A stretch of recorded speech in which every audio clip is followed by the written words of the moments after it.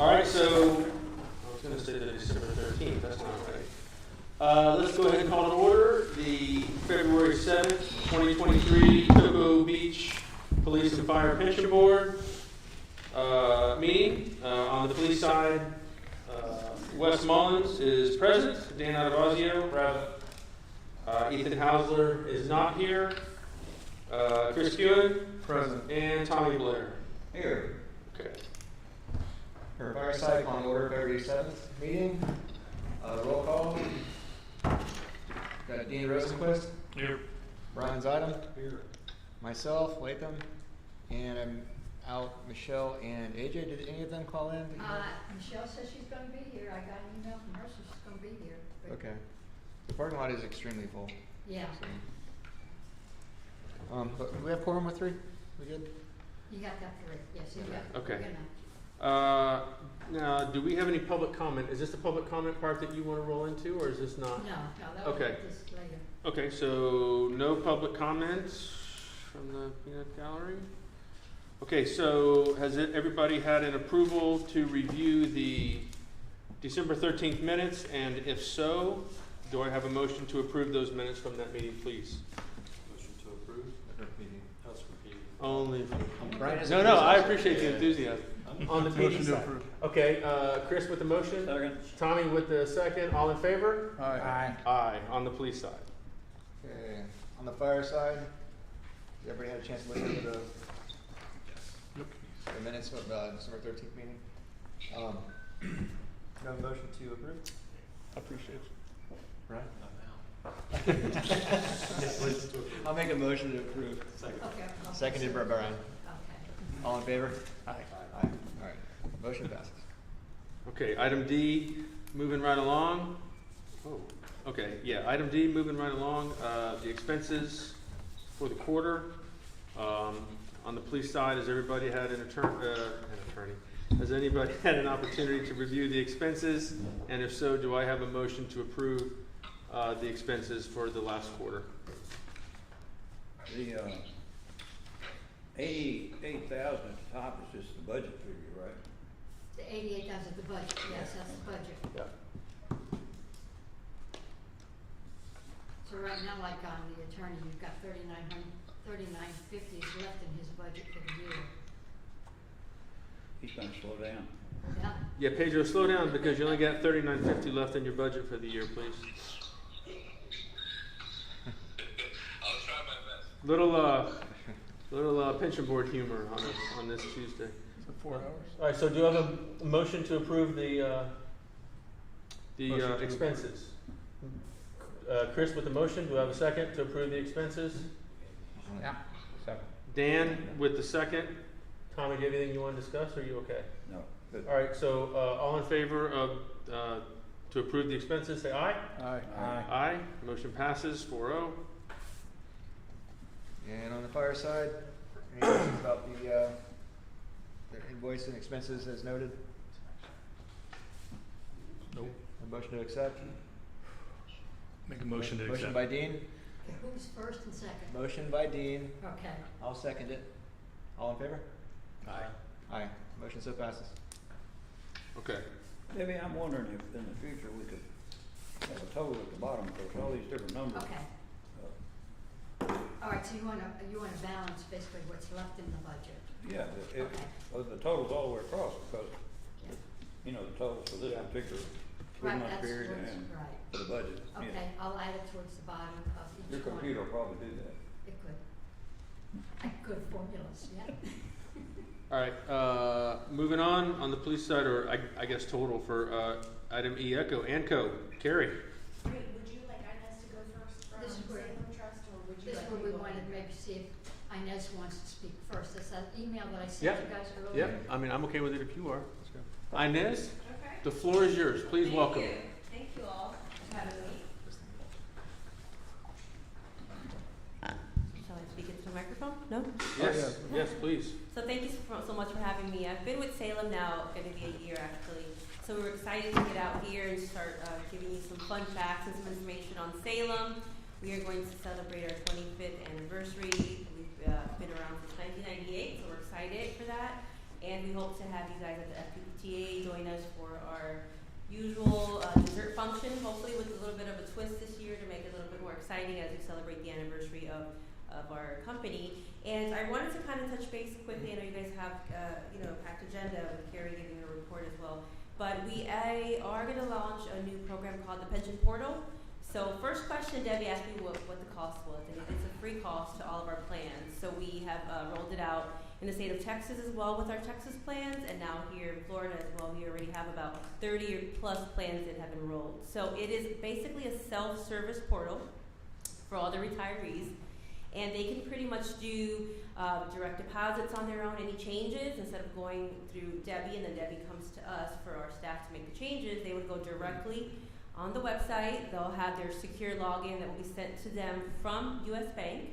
They'll be able to download any tax documentations. For instance, this year, many of our plan members that are signed up already had their forms about the 12th of the month, so they were able to kind of get a head start.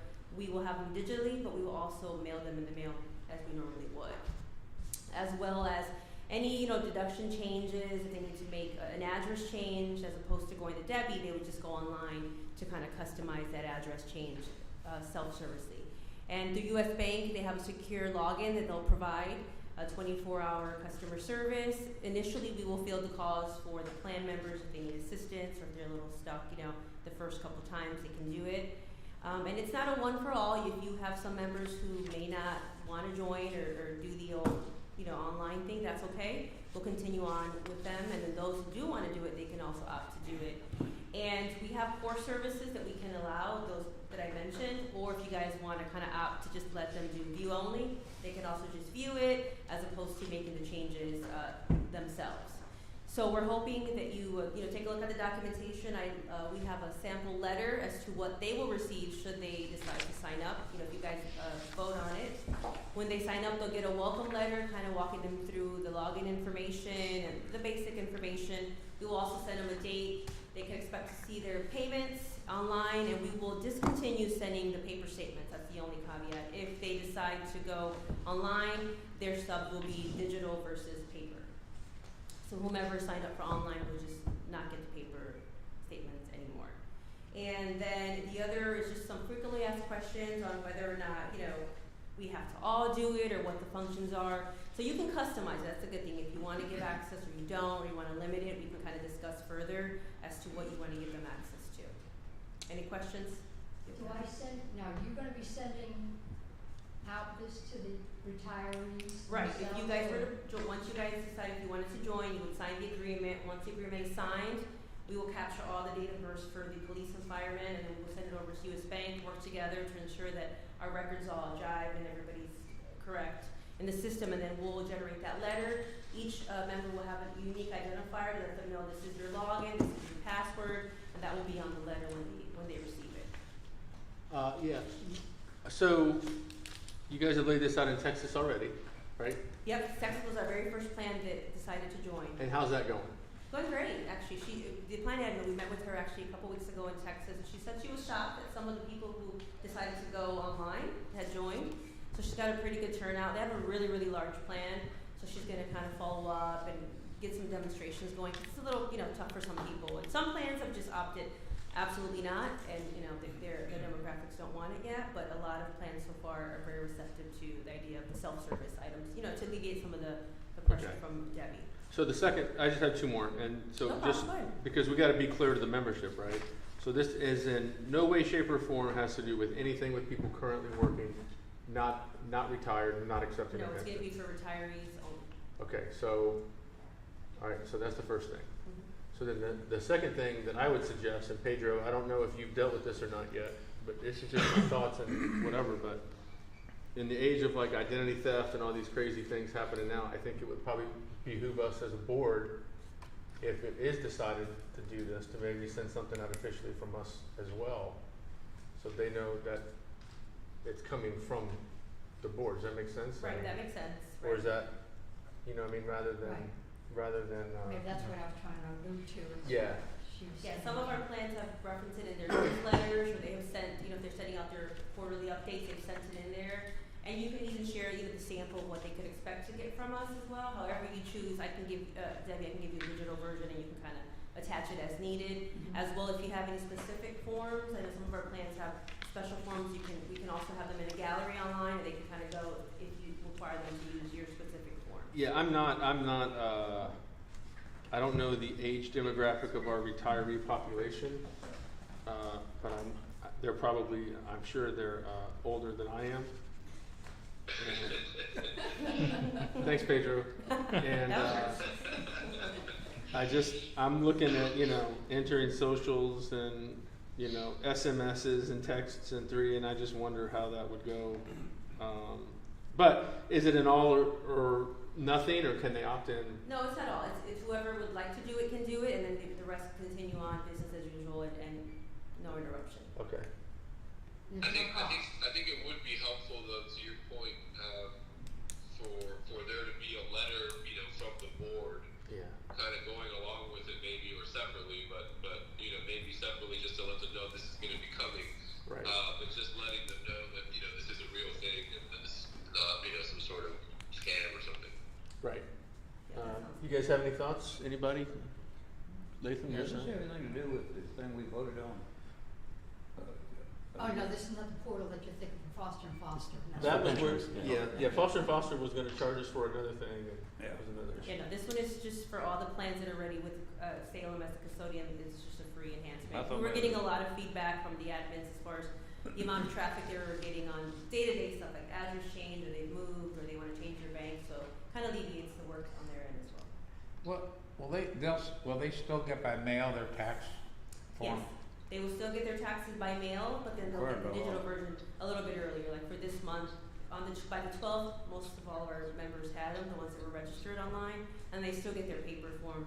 So this won't eliminate that. They'll still get paper, but they'll still have to have the option to go online and download it if they need it sooner. So is this up and running now? It is. Just a matter of plugging people in it. Just a We have matter to of adopt it. getting Is that- people, right, Yeah, to okay. get into it.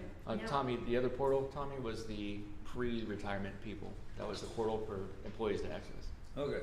The other question I have is now on this portal, say if a retiree all of a sudden needs some of their documentation, where I have to go get their file off-site, you guys also have that. Now, do they go through you to get that, or do they go through me again and get it For off-site? those kinds of situations, they would still go to you, and then we can work together if needed to access that. But they'll be able to do, I think it's a 3-year rolling total, so they'll be able to access that general stuff that's online for a few years. They'll be able to still go over and download whatever they need.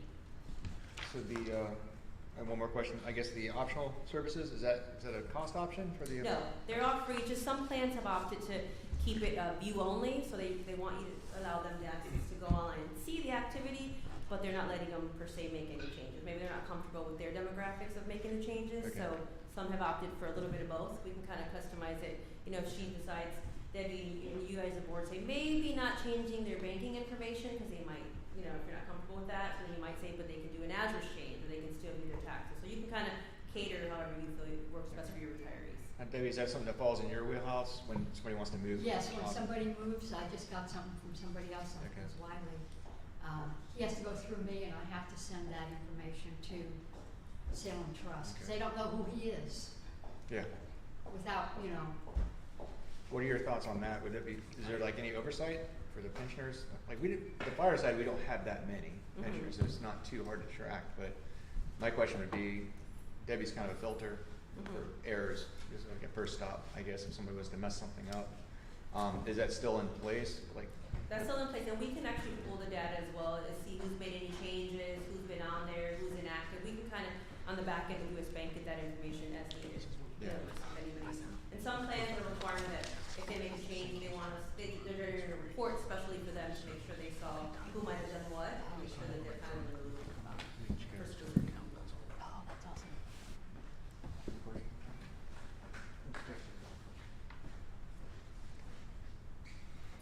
Michelle is now present.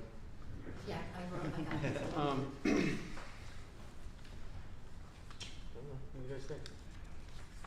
I like it. It answers all my biggest thing was is the access to assistance, which they clearly map out. I think maybe we just identify in the letter that we send out that it says here the identifier number, is gonna be on the, US Bank letter or Right, Salem yeah, Trust. It'll be on our letterhead Yeah. with the US Bank login that they give us, yes. Yeah.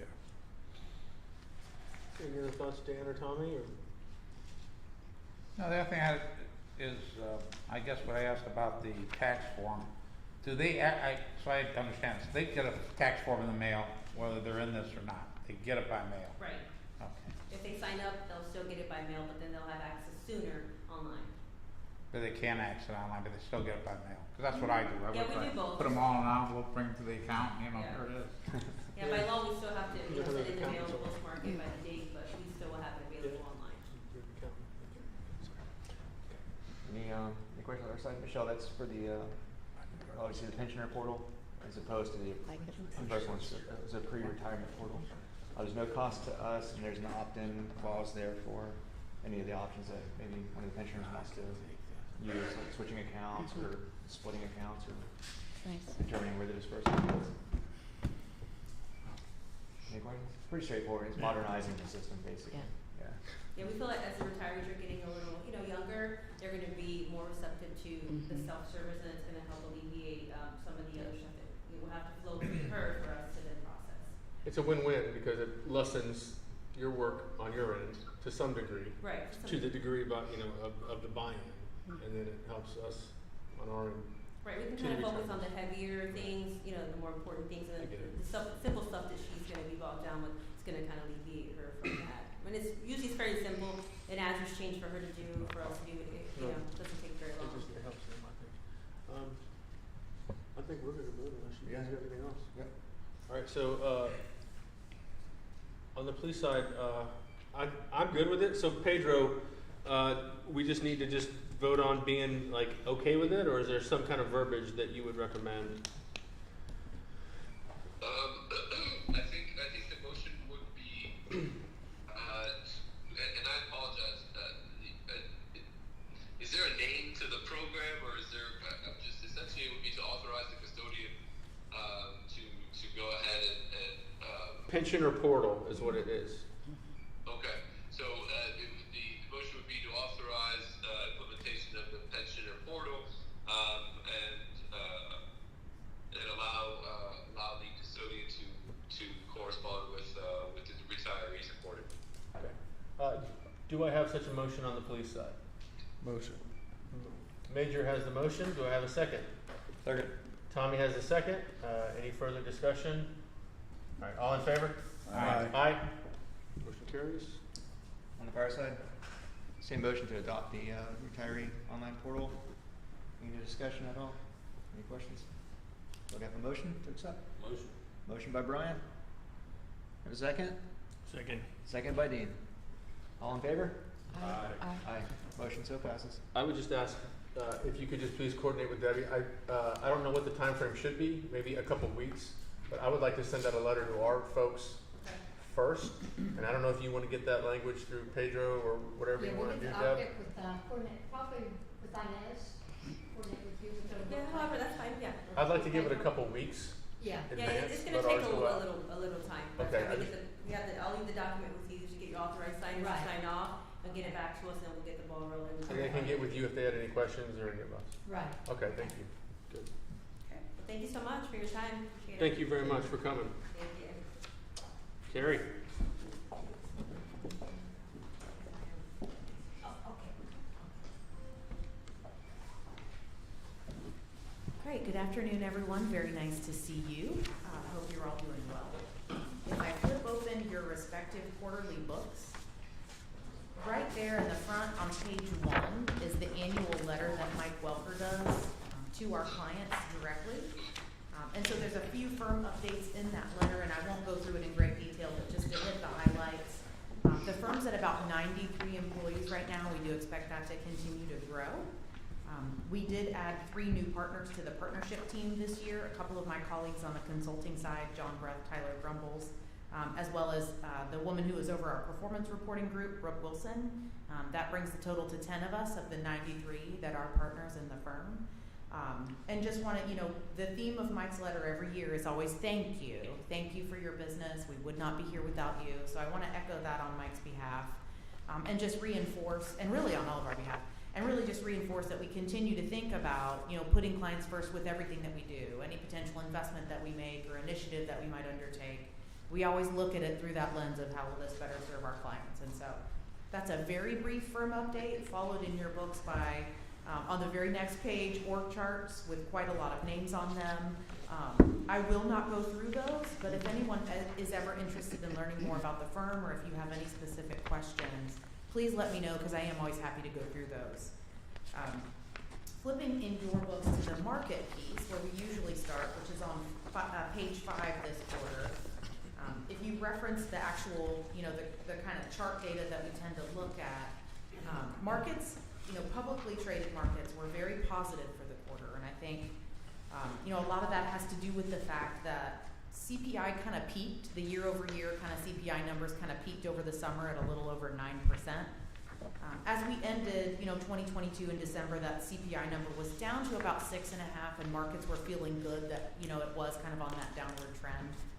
And so as you can see in looking at the market charts, you know, the S&P 500 was up 7.5%, you know, mid and small caps were up anywhere from 6 to 9%, and really just kind of positive performance across the segments, with the value-oriented sectors really doing the best. The, you know, the financials, industrials, materials, etc., energy, but just very positive quarter there within public markets in the U.S.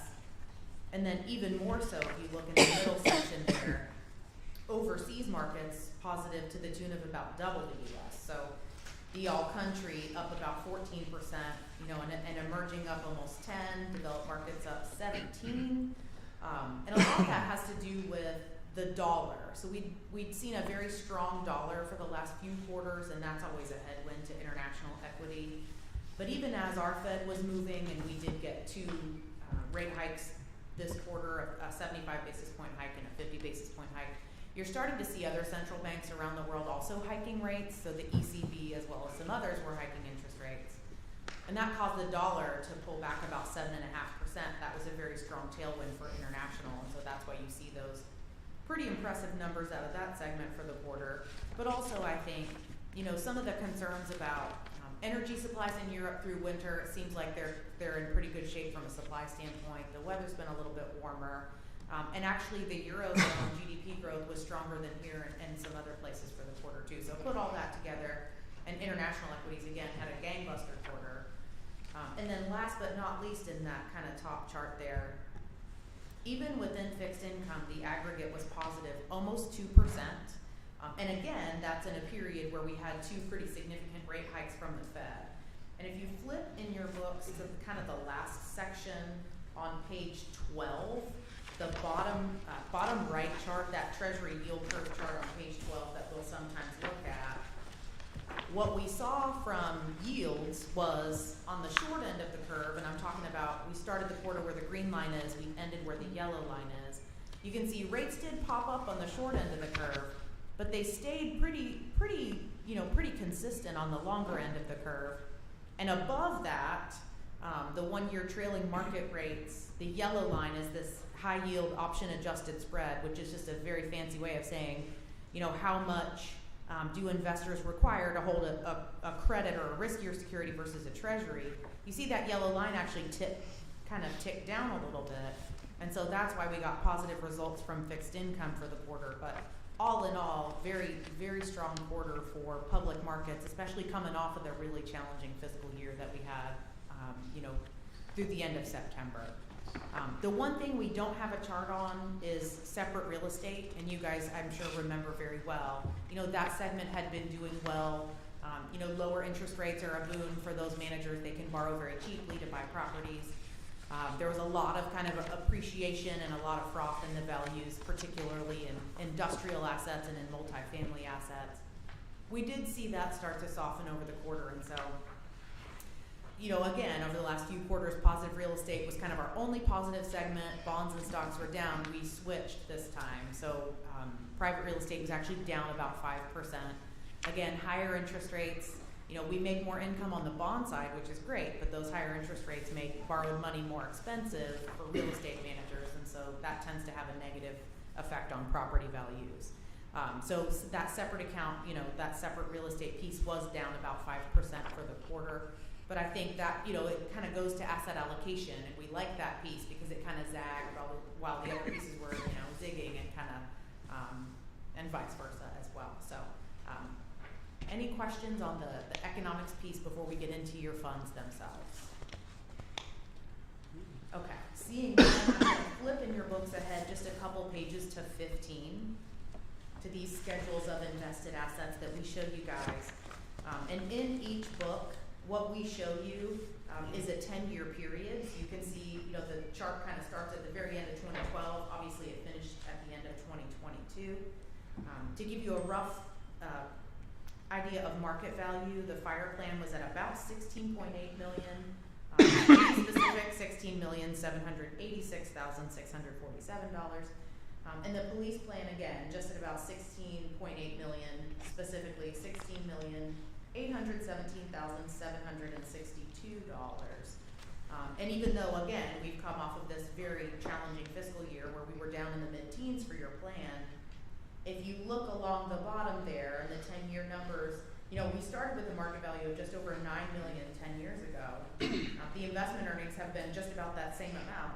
And your rates of return for your respective plans are still right around 8% on the 10-year. So even though we gave back, you know, a strong negative teens return last year, over that 10-year period, you know, fire's still up 7.9 and police is still up right around 8%.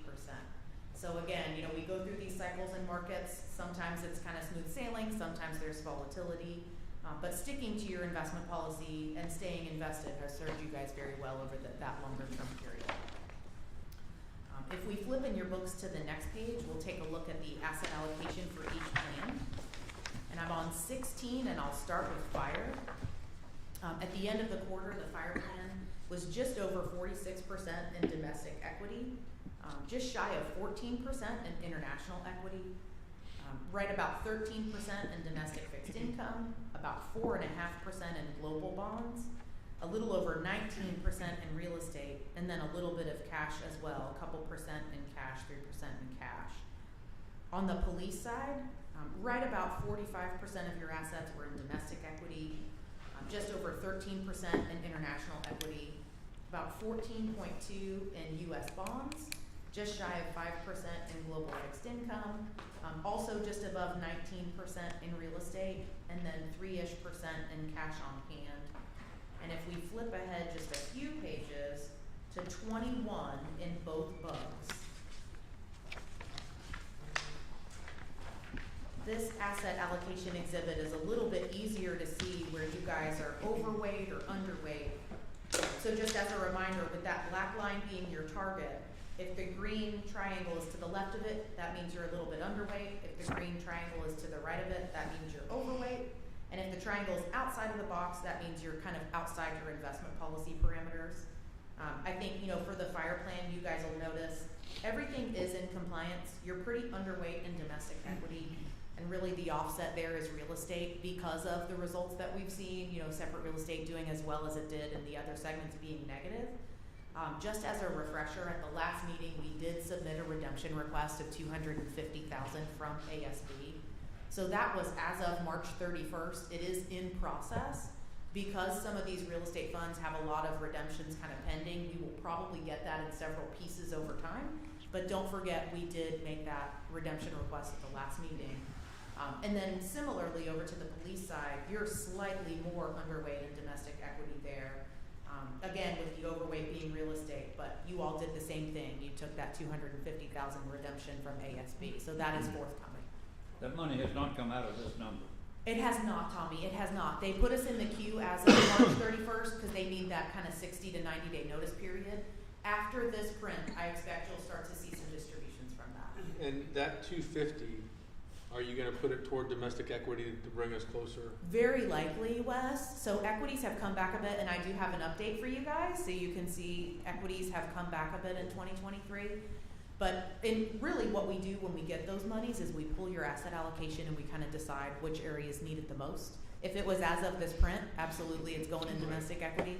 But kind of in reality, when we get the money, we look at your asset allocation and decide where to put it from there. Can I ask you to look ahead just a little bit and put on your crystal ball just for a minute and just for 1 minute? Okay. If interest rates stay up all year, Yeah. which I'm assuming you're gonna guess that they would. Is that accurate? Yeah, I mean, I think the way things look right now, unless something crazy changes in the labor markets, yeah, I think it's safe to say Right. rates are gonna, remain elevated, or Okay. kind of, where they are now, if not slightly higher, I think. So if that's the case, then that would hurt the real estate, would it not? It's gonna hurt for a few reasons. Again, the borrowed money's more expensive, the valuations are kind of coming down there. And then they've got the triple whammy of, with stocks and bonds having been down, a lot of people got in the queue just for redemption requests, and so they're trying to kind of work through those. And there's not a lot of transacting going on right now. Not a lot of folks wanna buy or sell, particularly in certain spaces. So yes, I think the challenges for real estate are probably gonna continue for the next few quarters. So I I think guess, that's very accurate to so, say. okay, so I guess, are you still comfortable with where our line is on the allocation side? I mean, I think that's a great question. I think, fixed income looks a lot better than it used to, with the Right. ag at about a 5% yield going north of that. The trick, Wes, is honestly getting the funds out with the queue that they've got. So we could put in for more, and I could support that. I think I could see the argument for that. Just know that it will probably take a few quarters for us to get back kind of anything that we submit from them. Yeah, I don't But know. I I'm could just- see the argument for that, absolutely. I don't know, Yeah. I'm just asking if that's, if we know interest rates are gonna be up for X amount of time, we don't see them dropping for the foreseeable future, absent any drastic drop in employment, which we don't see, right? Then, I agree. and I'm just asking your opinion, I'm Yeah. not saying that we should or we shouldn't, I'm Yeah. just throwing it out there because that's what we pay for, I don't Yeah, know. no, academically, I'll say I do think real estate's gonna continue to have their challenges this year. In real life, it's probably gonna take a while to get, the redemptions out, for the reasons I mentioned, they're not really transacting. And so, their hands are kind of tied right now, but yes, I agree with you, I think real estate's gonna continue to be challenged. I think even something like fixed income going forward is probably gonna do better, especially for the next few quarters. I know you like real estate, so I'm not trying to, I'm just asking, we can discuss it later after your presentation, I was just asking, thank you. Yeah, no, I think it's a great thought, Wes, I really do. Because I do think, real estate had its day, it did really well for us, but the environment has changed and it's certainly gonna face some challenges, I think, especially in the near term.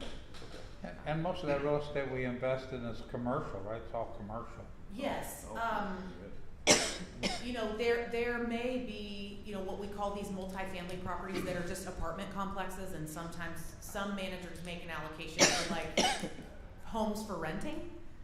But it's for the most part and by and large, industrial warehouses, truck bays, some office properties, although they're down to about 22% in this fund in office. Mostly it's multifamily properties, industrial properties, some self-storage, very much as you say, that commercial type of focus. You guys have anything from that? You stay home? Yeah. Okay. Okay. Very good, Thank okay. you. Absolutely. So, we'll get to the performance. I'll skip ahead in your books to 24.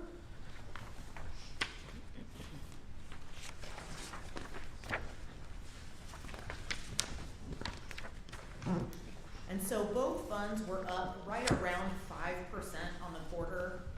Fire, you guys were up about 5.1 gross and then about exactly 5 net of fees. Your policy index was up about 5.5. As we go through the results, you'll see your managers actually held up pretty well for the quarter. But when you start out underweight domestic equity and international equity in a time when those segments do very well, that is a little bit of a drag. And then police, similarly, you guys up 5.1 gross, right around 505 net of fees. And again, same comments, when you're underweight domestic equity and the segment does over 7%, that is a bit of a drag there. Within your kind of entire portfolio construct, fire, your equity overall was up about 9%, police about 9.2. Within your individual segments in domestic equity, fire, you guys were up 7.6, the index was up about 7.2. And just due to, slight allocation differences there, police about a 790 versus a 7.2. So the theme, again, as I kind of mentioned, really was value for the quarter. And so your growth managers, pretty much kept up. So Allspring was up about 1.7, their index was up about 2.2. Touchstone right on top of their index up, 690. But on the value side, your Brandywines and your Vanguard Equity Incomes both outperformed their indices and had really high absolute returns. And so Brandywine, for both of you guys, did about 13.6 for the quarter. Vanguard Equity Income did about 13.9. The value index was up roughly 12.5. And so just, good, really kind of solid franchises. JP Morgan had a great quarter. Some of the drug companies, Merck, Pfizer, P&G, ConocoPhillips, you name it. Some of those kind of good, durable, high ROE, dividend-paying franchises did very well for the quarter, and that helped you guys. On the growth side, we've talked about Allspring, and that's something we kind of continue to watch. We're finally seeing, some of the headline, Amazon and Meta, and certainly Tesla, some of those names that have driven the way are kind of pulling back, and so we're going to be continuing to watch for these managers, particularly Allspring, to continue to differentiate themselves. So want to let you guys know that's something we are continuing to watch. They had a pretty good January, and you'll see their number when I hand out the interim update. But in that growth space, we're finally seeing some of those few names that really led the way pull back a little bit, and that should create a lot of opportunity for others to do better, and that's certainly what we're going to be looking for over the next few quarters. Within international equity for both of you all, you were up about 13.8. The overall index was up about 14.4. And really, this is a style situation. So this is your Euro-Pacific manager is a growth manager. So they do tend to lean a little bit more technology, kind of consumer discretionary. And at a time when energy and cyclicals like industrials and materials are up, so much more, that's going to be a little bit of a drag for them. I do think it could be a good idea or make a lot of sense to look at a pair, which would be an international value manager to pair with your growth manager to give you a little bit more balance there. So if you all agree, I'd love to bring that to your next meeting just to kind of give you a little bit more exposure to the value side internationally.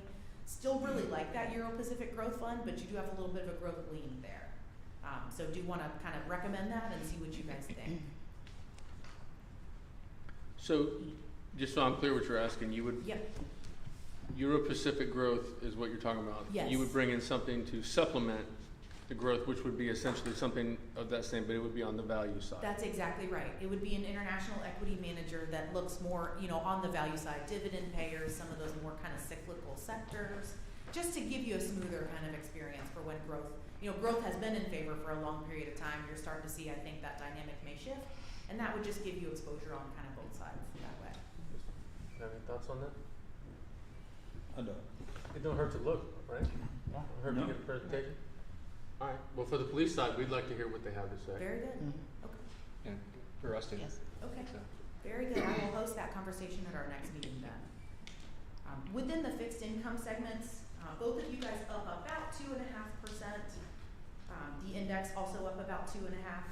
So in domestic fixed income, your Dodge and Cox manager, up about 280. The aggregate was up about 190.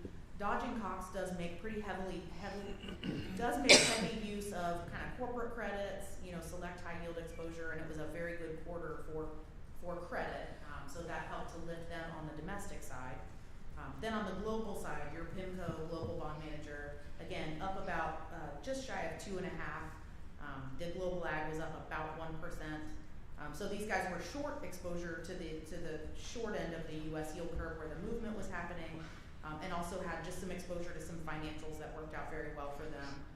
And then last but not least, on the real estate side, again, negative quarter, but ASB did hold up a little bit better. They were down about 4, and the index was down about 5.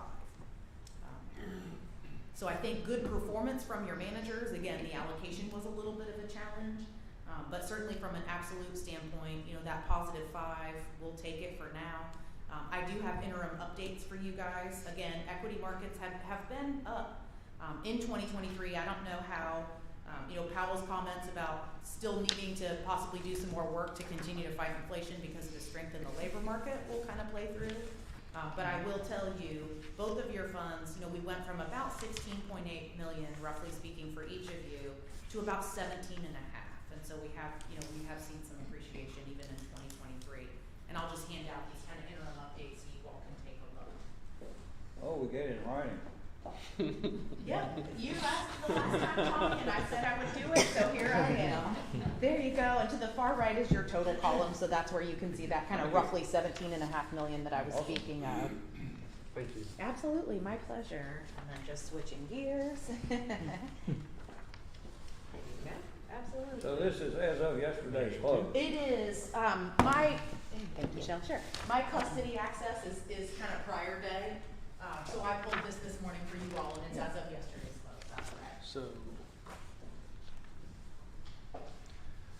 So again, we're off to a good start. I think there's a lot of uncertainty in the environment right now. I think I saw a headline from Larry Summers recently that said, this is as tough an economy to predict as he can remember because of kind of the strengths and the potential weaknesses that we see out there. But I think, again, sticking to the course, sticking to what we know, I think has served you all very well in the past. Recommend the same, and think looking at an international value manager, could be a great conversation at the next meeting as well. Would you guys, I'm not inclined at the moment to recommend anything on real estate. I'll give it one more quarter to see how it goes. But at some point, Well, as I understand, we're taking money out of the real estate trust. You have a pending redemption for $250,000, so you are in the queue for that amount right now. But the question is that gonna be enough? Well, That's where I'm at. yeah, and there's not knowing when our queue comes up, right? What they do is they treat everybody pari passu, but you just get little tiny, you'll get probably a few thousand, here and there as they're able to pay it out. So it's not like you get nothing for a few quarters and then you get the whole lump sum.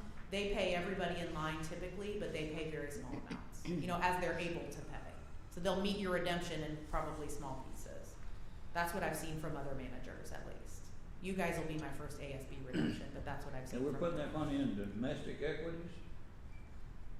When we get it, probably, Tommy. I'll pull your asset allocation, but honestly, if I had to tell you today, probably. Yeah. I'm sorry, Jim. Now, I was gonna say, are you gonna look at the bonds at all with that? I don't know what a view is, but I think we're through raising interest rates, maybe we'll have another raise, and the Federal probably stays, I don't think they're gonna pivot, but I think they'll stay pretty stable, and if they do start pivoting, bonds are gonna be awfully profitable, I would think. Mm-hmm. And if they do stay, or if they do come down, they'll stay down at 4 or 5. Then we'll go down to 0 or, right. So. All right, Tommy, I'll go one more quarter.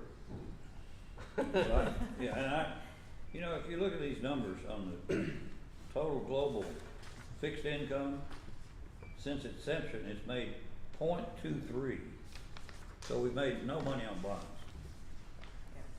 Yeah. I just can't get excited about bonds. Yeah, I don't know what the rates are now, so compared to what they were. Well, I mean, he's right. If the rates start dropping, the bonds are gonna go up. Yeah. So there could be some money to be made there. But right now, the Fed is so aggressive about raising rates. Right. I don't think you're gonna see rates come down anytime soon. No. You're gonna have a different opinion. I don't There was a expect little while that. where I If ever. thought maybe they would overshoot, but based on the most recent labor numbers, I mean, that's really hard to kind of stomach that there would be that much weakness, in the labor market that would allow. I them think to real cut. estate gets affected there too, in the same area, so, We've done well with real estate. yeah, I don't know. And honestly, I think asset allocation plays out over time. I think trying to kind of get in and trying to kind of get out can be Yeah, tough. that's a good point. And it's very hard with the nature of these funds to get back in. When you want to get back in, there'll be a long line to get in. Yeah. When you want to get out, there's That's a a good long line to point. get out. Yeah. They do what they do, and we certainly pay in a liquidity premium, to be very clear, because we're in that situation now. We're asking for money, and it's going to take some time. Plus, if you look at real estate with construction costs going up like they are, these properties that we're in and the properties that they will acquire are gonna go up in value. Now, it may be some time frame, That's a due good to, the rental, percentage that they're renting right now, but I just think it's a good investment. No, I don't disagree. I don't disagree, and you are correct. It's for the long term. I just see it and I see how it's gonna be awful for a year, and I hate that.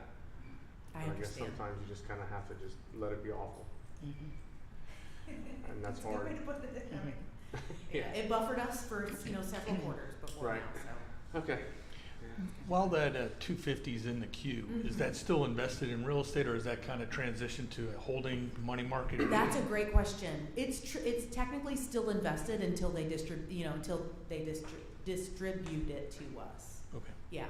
So we still get that exposure really up until the time they give it to us. It won't sit in cash for a ton of Right. time or anything Right. like that, yeah. Okay. Okay. I'm good. Thank you. Okay, thank you. Thank you very much. Appreciate the time. Thanks for the updated report. You got it. I'll keep these coming. I'm I happy was to do hoping you it. had it. Okay, item F, Pedro. Okay. Good afternoon, everyone. Good afternoon. Just a couple things. Oh, I'm sorry. Just a couple things to go over with you guys. First, I wanted to address a fee increase that went into effect. I spoke to Debbie about it, and she wanted me to bring it to everybody's attention. And I apologize for any confusion. If you guys recall, several years ago when we took over for Scott Christensen, we essentially he assigned us the contract, right? The engagement that you all had, that each of the boards had with Scott's firm. As part of that agreement, Scott had an automatic 4% increase each year. When I first took over, we actually I did not implement the fee increase on an annual basis. I kept it at the same rate for 3 years. That didn't. I just that's what I wanted to do. But then after that third year, that 4% increase kicked in. However, Debbie thought that it would be a good idea for us to bring it to your attention, obviously, and by no means was this an attempt to get it past you or anything like that. I've spoken to Scott beforehand, and he said it was always part of his agreement, and he had never come to you guys to advise of any increase, and so I kind of followed suit. But I certainly apologize for that, and so I wanted to just bring that to your attention and obviously address any questions or concerns or discussion that you might have on that.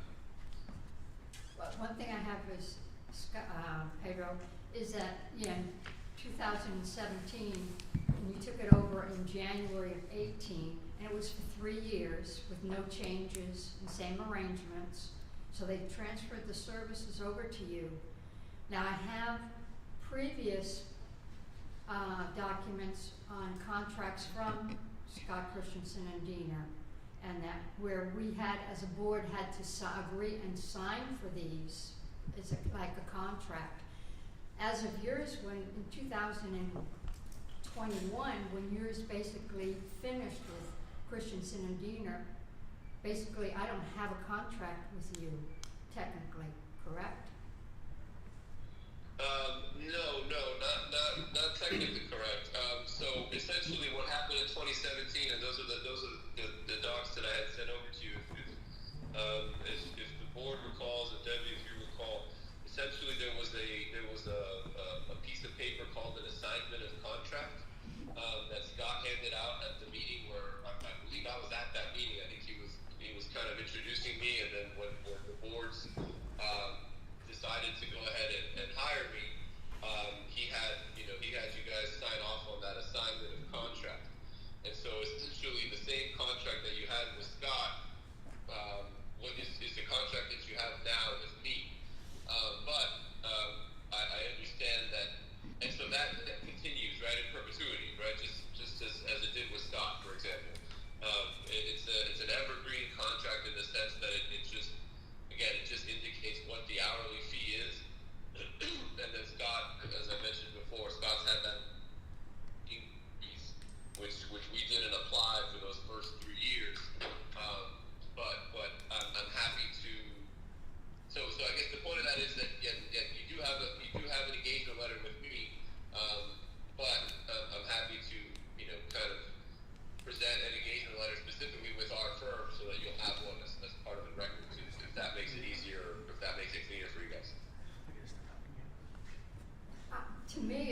be, because all the other clients have to do like a contract or an agreement.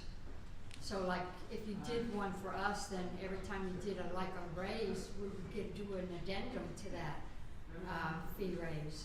So as an administrator, I think, so I know what you're asking for when I see an increase in your pay. Sure, I'm happy to do it. Again, it was just, I was just following what Scott had done or Lee had done for so many years.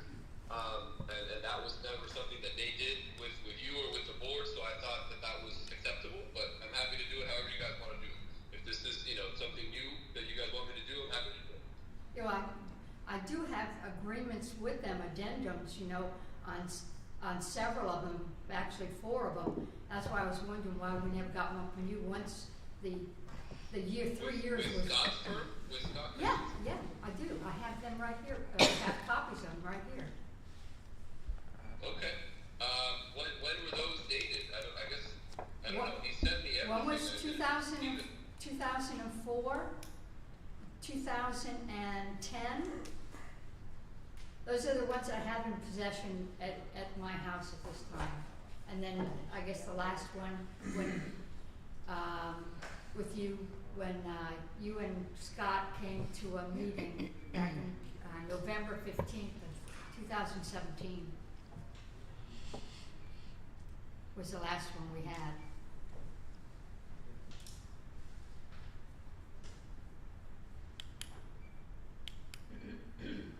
But I'm saying, but I guess my point was that in between those years, right, in between 2004 and 2010, and between 2010 and 2017, is there any addendum on an annual basis reflecting No. the fee increase? No. Okay, that's what I was that's what I meant. Sorry. But again, it doesn't matter. I'm happy to do whatever you guys want me to do. It's not a problem on my end. I'm happy to do it. I can send you guys a new engagement letter, and we can sign off on that. You just tell me, you guys direct me, and I'll do whatever you guys want. I had to step out real quick, Pedro. What's customary? I don't know if you guys went over that or not. What's customary in the industry? I guess it just depends when there's this automatic increase built into the agreements, it's just something that's added on, right? It's never, in other words, and you guys don't, I don't think do you guys have Foster and Foster? Yep. Yes, we do. So if you guys recall, Foster and Foster's most recent agreement has an automatic COLA built into it. And part of the reason if you guys recall, part of the reason why they said it was that way they don't have to come back to you guys and ask for a raise, every year or every couple of years or whatever it may be. So it just depends, I guess. If there's no automatic built-in increase, then obviously, the vendors have to come to you to request a raise. If there is an increase, then it's not customary for them to come in and ask for a raise because it's already kind of built into the contract.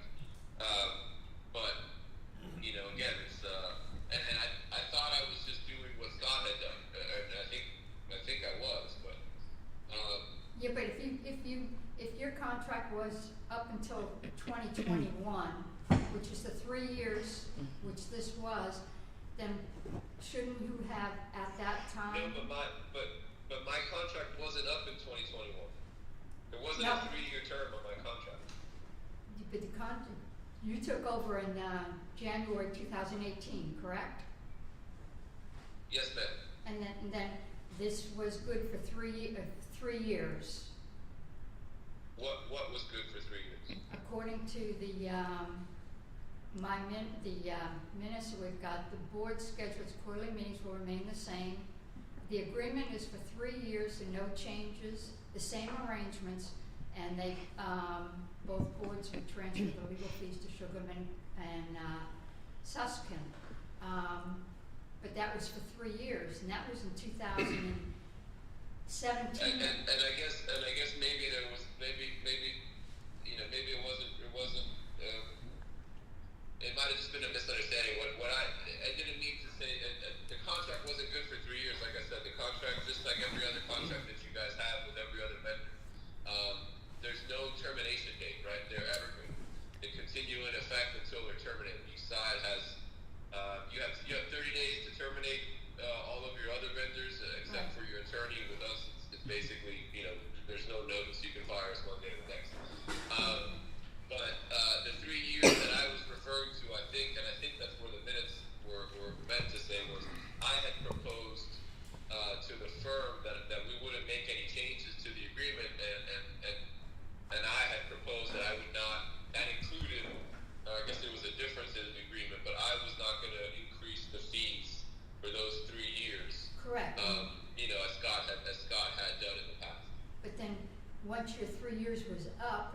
wanted to increase it, wouldn't you come before the board to do another addendum to that contract?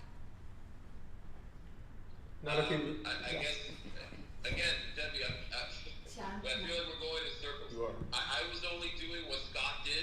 Scott never came to the board on an annual basis to ask for a fee increase. So I was just doing that. If you want me to do it and you want to change the way that it's always been done, I'm happy to do it. we got you, Pedro. Continue. Huh? Continue. No, I'm gonna let you go first. Oh, no, it's good. No, we're happy with you and feel we continue with you in whatever, like if Debbie needs provenance of the rate increase or whatever in a contract form, I think we still have that evergreen contract still open. But each time the rate increase comes through, I guess maybe an acknowledgement session or something we just sign up on. Is that cool? Does that make everybody Yeah. happy? That makes a lot of sense. Yeah, we should be can aware. I'm happy to send We should a be letter, aware of rate you know, increases. or our office can send a letter, you know, each year or before, you know, before the increase would be triggered. Yeah, happy to do it. But this is an absolutely another loaded Yeah, question. we should know. This is another loaded question. Is the 4% standard? It was with Scott. I think, you know, other places are a little bit more. Some places are, you know, have 5, 6 times the CPI, but Yeah. Okay. I like the 4, Pedro. I'm just saying. I was just asking. I was just asking. I mean, I was asking for a friend. I hear you. So let me do this. Debbie, I will send you a new engagement with our firm, and then that way you'll have the records, and it'll be cleaner on your end. And then each year we'll send a letter, you know, just advising that this is coming up, and then the board can you know make a decision. Okay, sounds good to me. Is our FY October 1? Is it our fiscal year start? Or Yes. Okay. Yeah, Okay. okay. So that's good. Now I got a couple. I think, yeah, we can. That's no problem. I'll do that. Okay. I got another couple of things. Summary plan. You were supposed. Yes, Okay. the summary plan description, and I apologize, I thought this had been resolved, and I believe that there's still something missing in the summary plan. So No, I need to go back and look at what it is that's missing or not correct. And I apologize, I just didn't have a chance to get it to you guys for today's meeting, but this was something that I thought we had approved, but We did. for whatever reason, I think that there may be something missing. Is that right, Debbie? Yeah, we approved it, and now we're waiting for Foster & Foster to send some information over, which they did, and I sent it to Jessica to include in the plan, into the summary plan. And I texted her a couple of times asking her for clean copies and copies for the board. And believe me, she let me have it each time you reminded her, so it was definitely my fault. Okay. I'm trying to track down where the issue is, so. Okay. If Debbie, if you're okay with it, if you give me to the end of the week, and I'll get you whatever it is that we have, so that you can get the signatures. Okay, now the next one I've got is your disability order for our last disability hearing that we had. I haven't gotten that yet. So generally for the informal hearings, we don't have a formal order. It's just, you know, incorporated as part of the minutes, and the board's action is recorded as such. For denials, certainly we'll have an order, because that serves as the basis for any kind of appeal. But if you guys want to just have, you know, a short order for the board, just saying that it was granted, I can get that over to you guys. Is that how you guys did it before? Yes, we've always had an order done, at least it finalizes everything. In case something comes up, we've got an order saying, yes, he was disabled or not disabled. Have those payments already started? Separate and apart from the minutes. Yes, other than the minutes, right, at least, Okay. yeah, Sure. okay. I will. Debbie, can you send me one that you guys had previously, just so I can kind of follow the same format? And that way it's not something totally different. I mean, I have something in mind, but I have to really go have and partnership, so. order a personnel file for one of them, because I don't keep them handy. That was the one that we just did.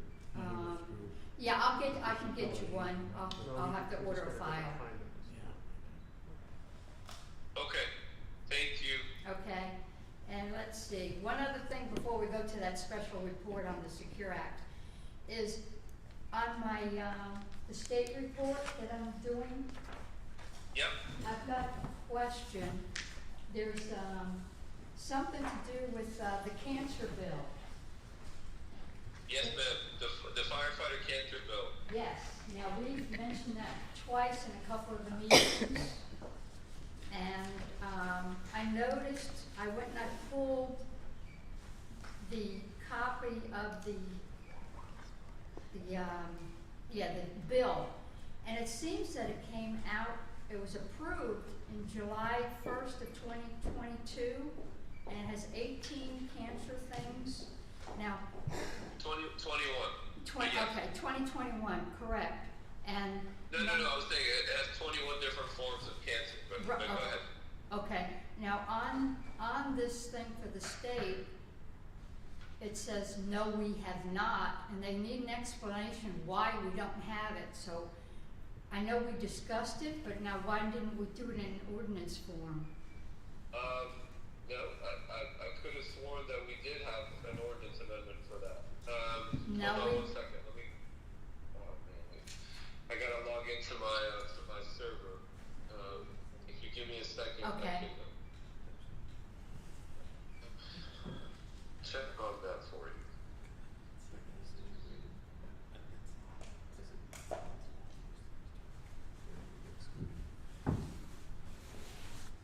So yeah, this was an additional presumption that was passed by the Florida legislature. So as you guys recall, obviously there's certain communicable diseases, heart disease, hypertension, tuberculosis, meningitis.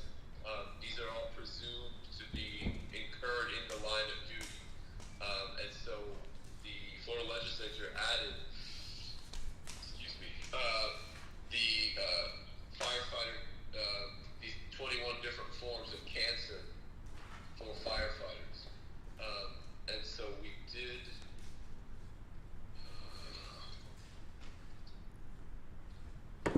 here it is, Cocoa Beach Fire.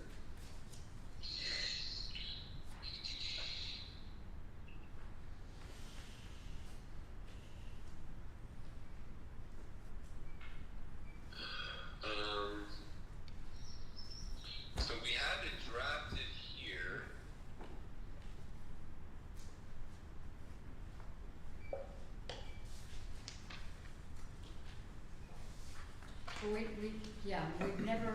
We've never done anything with it. We've drafted it, except we've never got a It copy. never went to council? No, because we don't have anything from you. No, you do. We discussed it. We sent it over back in July of 2019. I just don't understand why it didn't make it to council. Because if it was an ordinance, it would have to have gone to them, I would have had to have had all the paperwork, and I don't recall ever getting anything like that. Yeah. Okay. Let me do this. Let me get with Jessica, and then she'll send you. I'm sending you the draft ordinance now, just because I have it readily, just from my server. But let me, and then Jessica can send you kind of a copy of the email where it was originally sent. But I think maybe what we just need to do is just explain that this was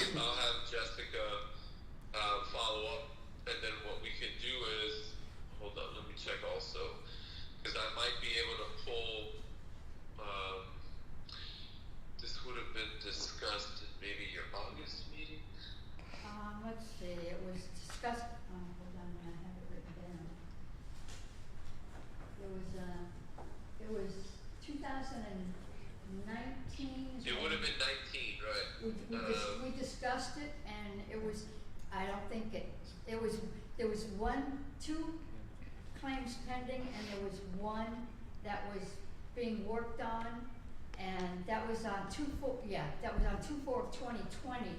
We discussed, the first case was, with an agency, and then there was two more that were pending. And then in August of 2019, we discussed the cancer bill with the 18 different forms. But that's the last I've got anything on that until I just got the state report asking about it. And I went back and looked, and I find nothing that we did with it. Yeah, okay. Okay, so let me see if I can track down, you know, kind of where things may have gone off the trail. But what I can do is we have the draft ordinance. So what's the process? Who do I reach out to in the city to get? Is it the city clerk, or should I go to get this on the next agenda? Yeah. And then I can also contact the actuary to provide the impact statement. Right. It's gonna be a no impact, but they still need to have it. Right, basically that's what it is. I need the impact statement, then we have to have the draft of the ordinance, and then set it with the commission. It has to go before the commission. Now, is this something that the union has to look at also? I think, is this something that their union might have to look at to get an agreement on? No, generally no, because it's a change in the statute, so it's a required change that we have to do. So there's no issues with bargaining. I mean, the union knows about it obviously, but there's no. It doesn't matter if the union doesn't want it or does want it, right? Okay, Which they do want it, but my point is that it doesn't matter one way or the other because it's a state law, so we have to amend the plan. Okay. Just like we're doing for kind of what I'm going to get to in the special report. Whenever there's a change, but let's say in the Internal Revenue Code, and we have to amend the plan, or anytime the legislature changes some requirements of the pension, that we have to use certain things in the pension plan. So it's just a matter of what's the process. Who do I reach out to get it, on the commission agenda, or do you do that? No, I do that. I just need to get the, that, and then I'll have to get Foster & Foster to send us a study on it, that there's no cost to the city. Okay. I just sent it to you again, the draft ordinance amendment. So you should have it in your email whenever you get back on. Okay. And then just let me know, if you need anything from my end there. If city council needs anything, I'm happy to, attend the meeting and discuss it. But it's really, I think it was just an oversight. Nothing more than that. All right. Yeah, I've got my. That's what we're gonna tell the state. All right. Yeah, it hasn't come through yet, and I'll check it when I get home again. And if it doesn't come through, I'll let you know tomorrow. But I'll start working on that, and then I'll get with Doug to start working on that study for that. Anything else, Tim? That's it. That's all my stuff now. Okay. Pedro, your show. All right.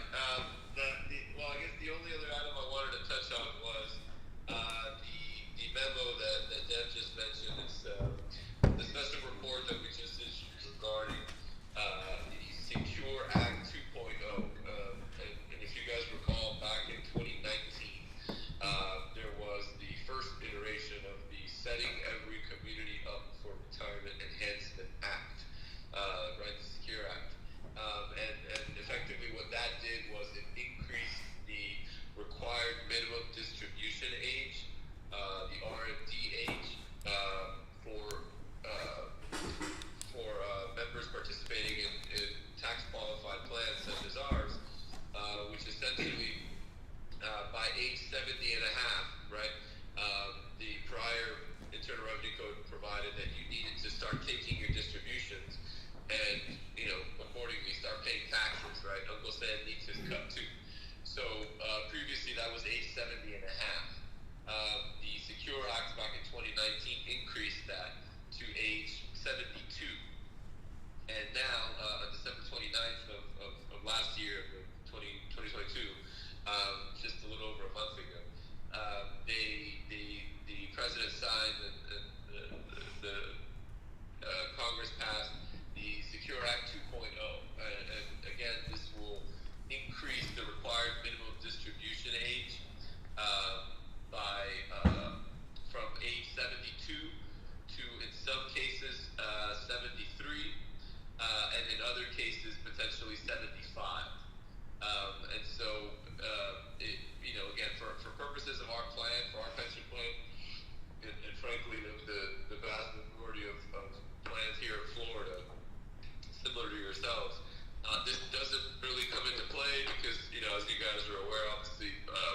officers, firefighters will generally retire much sooner than that, much before that age anyway, and so they're already taking their pensions.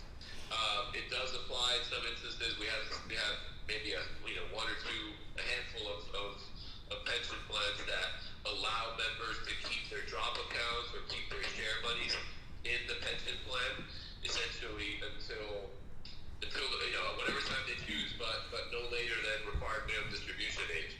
So, but really apart from those kind of unique circumstances, this does not really affect our plan in any way, in any practical way anyway. But nonetheless, we do have to amend the plan to comply with the new provisions of the Internal Revenue Code, right? As a tax qualified plan, we're required to have specific language in there. So we're going to need to, just like we did back in 2019 with the first Secure Act, we're going to need to go ahead and amend the ordinance again to provide for the changes with this version, right, with the 2.0. And then also, it has a couple of other goodies in there. I think most importantly, previously for public safety officers, retirees were allowed to deduct essentially up to $3,000 to pay medical insurance. That would be, tax-free.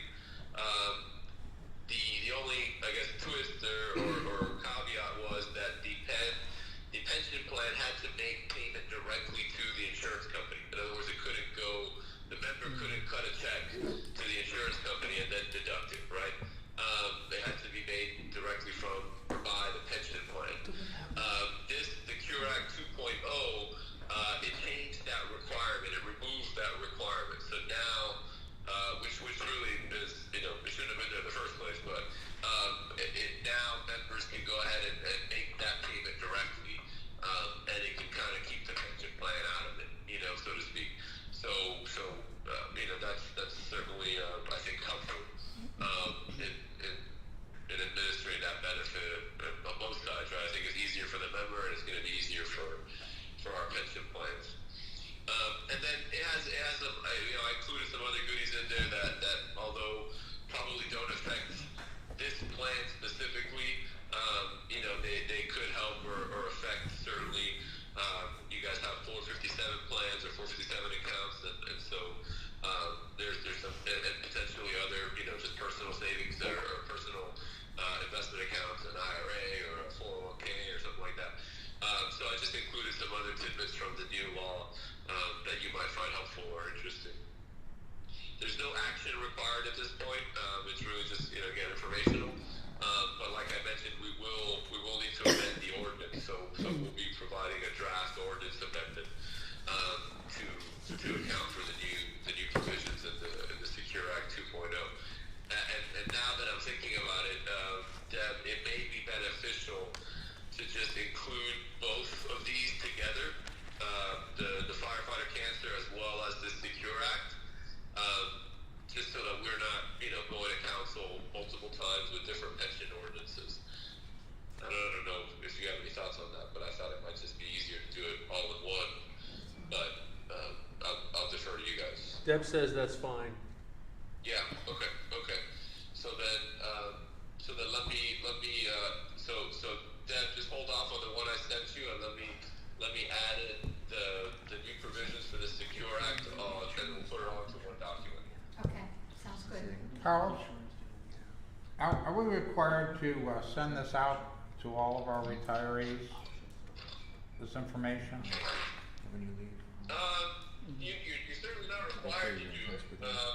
We certainly can if you think it would be helpful. But my only concern is that it may, it may confuse them. It may generate more questions. Really, again, for all intents and purposes, it doesn't really affect retirees. I guess the insurance provision would. So I don't know. I'll defer to you guys. You guys know your retirees better than I do. If you think it would be helpful to send it to them, then we certainly can. But we're not required to. No.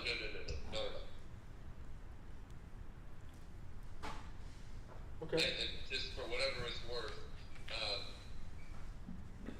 you know, we didn't do it the first time, under the, you know, when the first Secure Act passed.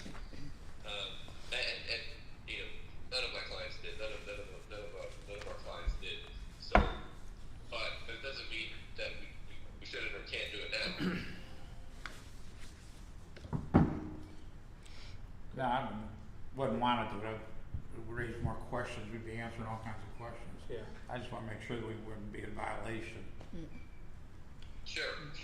No violation, no requirement, no legal requirement. The only requirement we have is just to, again, amend the plan to comply with the new statute. But even that, we have, I believe the regulations allow for 5 years, to do that. So, but no requirement at all for, you know, to notice or provide notice to anyone. Anybody have anything? And really, that's it. That's all I had for my report. I knew it was a bit longer than I think I gave. I gave you an indication of at the beginning, but I'm glad that we, you know, it was a good discussion. Anything else, Tom? Anything you guys want to ask Pedro? Or we good on the police side? All right. Any questions for Pedro? No, we're good too. Debbie, you good? I'm good. All right, Pedro, we appear to be good. Okay, perfect. Appreciate you. Yes, thank you so much, guys. I guess the only thing we have left is to confirm the next quarterly meeting, May 2nd at 3. Any issues with that? I won't be here. Okay. You'll be here in absentia.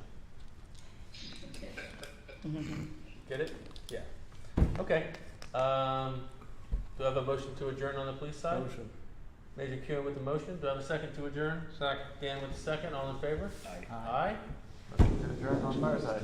Michelle, motion, second. Second. Second by Dean. All in favor? Aye. Aye.